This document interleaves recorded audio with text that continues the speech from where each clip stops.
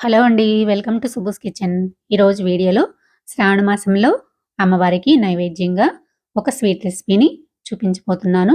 ఒక కప్పు గోధుమ రవ్వతోటి ఈ స్వీట్‌ని ఎలా చేసుకోవాలో చూసేద్దాము. పండగలప్పుడు దేవుడికి నైవేద్యంగానే కాదండి, మనకి ఇంట్లో ఎప్పుడు స్వీట్ తినాలనిపించినా అప్పుడు సింపుల్‌గా ఇలా చేసేసుకోండి. లేదంటే గెస్ట్‌లు వచ్చినప్పుడు కానీ, లేదంటే అకేషన్స్ అప్పుడు కానీ ఇలా చేసుకున్నారంటే చాలా అంటే చాలా బావుంటుంది. తప్పకుండా ట్రై చేయండి. ముందుగా అయితే ఈ రెసిపీ కోసం ఒక కప్పు గోధుమ రవ్వని తీసుకొని పక్కన పెట్టేసుకున్నాను. ఏ కప్పుతో అయితే గోధుమ రవ్వని తీసుకున్నామో అదే కప్పుతోటి కొలతలు వేసుకోవాలి. ఒక గిన్నెలోకి 3 కప్పుల వరకు వాటర్ వేసుకోవాలి. ఒక కప్పు గోధుమ రవ్వకి 3 కప్పులు వాటర్ వేసుకొని స్టవ్ పైన పెట్టేసుకొని ఇలా వాటర్‌ని మరిగించుకోవాలి. చూసారు కదా! ఈ విధంగా వాటర్‌ని మరిగించుకున్న తర్వాత ఇప్పుడు ఈ గిన్నెని పక్కకు పెట్టేసి స్టవ్ పైన వేరే కడాయి పెట్టేసుకొని అందులోకి 3-4 స్పూన్ల వరకు నెయ్యిని వేసుకోండి.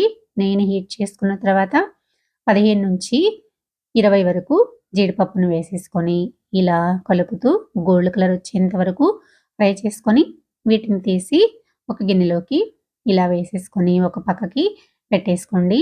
ఇప్పుడు అదే నెయ్యిలో మనం తీసుకున్న కప్పు గోధుమ రవ్వని వేసేసుకొని మంటని లో టు మీడియం ఫ్లేమ్‌లోకి పెట్టేసుకొని ఇలా కలుపుతూ 2-3 నిమిషాల వరకు రవ్వని ఫ్రై చేసుకోవాలి. చూసారు కదా!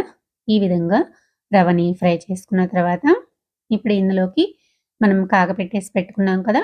ఆ వేడి నీళ్ళని కొంచెం కొంచెం పోసుకోండి. ఒకేసారి పోసుకున్నారంటే పొంగొచ్చేస్తుంది. ఇలా వేసుకున్న తర్వాత ఒకసారి వాటర్‌లో రవ్వ బాగా కలిసిపోయేలాగా కలిపేసుకున్న తర్వాత మూత పెట్టేసి ఒక 3 నిమిషాల పాటు ఉడికించుకుంటే సరిపోతుంది. మనం పోసుకున్న వాటర్ అంతా పోయేంత వరకు ఉడికించుకోవాలి. 2-3 నిమిషాల తర్వాత చూపిస్తున్నాను. ఇంకొంచెం వాటర్ ఉన్నాయి కాబట్టి మళ్ళా మూత పెట్టేసి ఇంకొంచెం దగ్గర పడేంత వరకు ఉడికించుకోవాలి. చూసారు కదా! ఇప్పుడైతే వాటర్ ఏమీ లేవు. పూర్తిగా ఉడికిపోయింది. ఇప్పుడు ఇలా ఉడికిపోయిన తర్వాత ఒక హాఫ్ కప్ వరకు పంచదార వేసుకోండి. హాఫ్ కప్ పంచదార వేసుకోవడం వల్ల మనకి స్వీట్ రెసిపీ షైనింగ్‌గా వస్తుంది.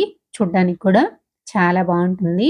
ఇలా హాఫ్ కప్ పంచదార వేసుకున్న తర్వాత ఒకసారి రవ్వ, పంచదార కలిసిపోయేలాగా కలుపుకున్న తర్వాత పంచదారలోంచి వాటర్ వస్తాయి కదా! ఆ వాటర్ కూడా ఇనికిపోయేంత వరకు ఇలా కలుపుతూ ఉడికించుకోండి.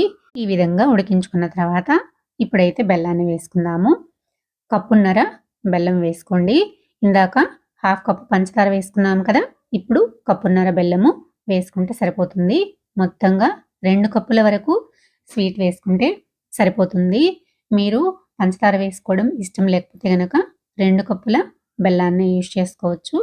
ఇలా బెల్లం వేసుకున్న తర్వాత ఒకసారి బాగా కలిపేసుకొని మూత పెట్టేసి బెల్లంలోంచి కూడా వాటర్ వస్తాయి కదా!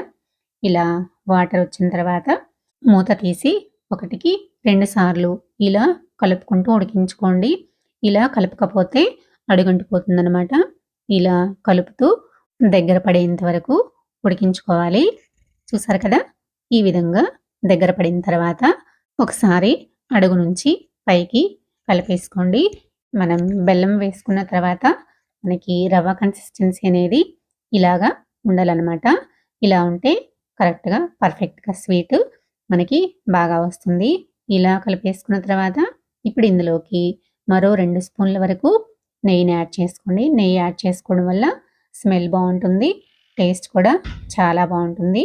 నెయ్యి వేసుకొని మరొకసారి ఇలా కలిపేసుకొని ఇప్పుడు ఇందులోకి టేస్ట్‌కి తగ్గట్టుగా పావు టీ స్పూన్ సాల్ట్ అయితే కరెక్ట్‌గా సరిపోతుంది.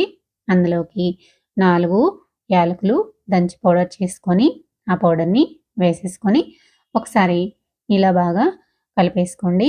ఇప్పుడైతే చివరగా పచ్చకర్పూరం తీసుకొని ఇలా చేత్తోటి నలిపేసేసి వేసుకోండి.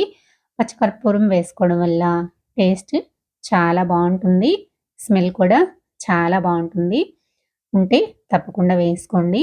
ఇలా కలిపేసుకొని చివరగా మనం వేయించి పెట్టేసుకున్న జీడిపప్పులు వేసుకొని అలానే మరొక స్పూను నెయ్యిని యాడ్ చేసుకొని బాగా కలిసిపోయేలాగా కలిపేసుకున్న తర్వాత ఇప్పుడు స్టవ్ ఆఫ్ చేసుకొని సర్వ్ చేసుకోవడమేనండి. చాలా బావుంటుంది. తప్పకుండా ట్రై చేయండి. ఇలా దేవుడికి నైవేద్యంగా పెట్టేసేయండి.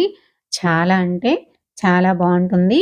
దేవుడికి నైవేద్యంగానే కాదండి, మనము ఎప్పుడైనా స్వీట్ తినాలనిపించినప్పుడు ఇలా సింపుల్‌గా, ఈజీగా చేసేసుకొని సర్వ్ చేసుకోండి. సూపర్ అంటే సూపర్ టేస్టీగా ఉంటుంది. మీరు కూడా ఇలా ఒకసారి ట్రై చేసి మీకైతే ఎలా వచ్చిందో కామెంట్ చేయండి. నా వీడియో నచ్చితే లైక్ చేయండి, సబ్స్క్రైబ్ చేయండి, షేర్ చేయండి. మరో మంచి వీడియోతో మళ్ళీ కలుద్దాం. Thanks for watching.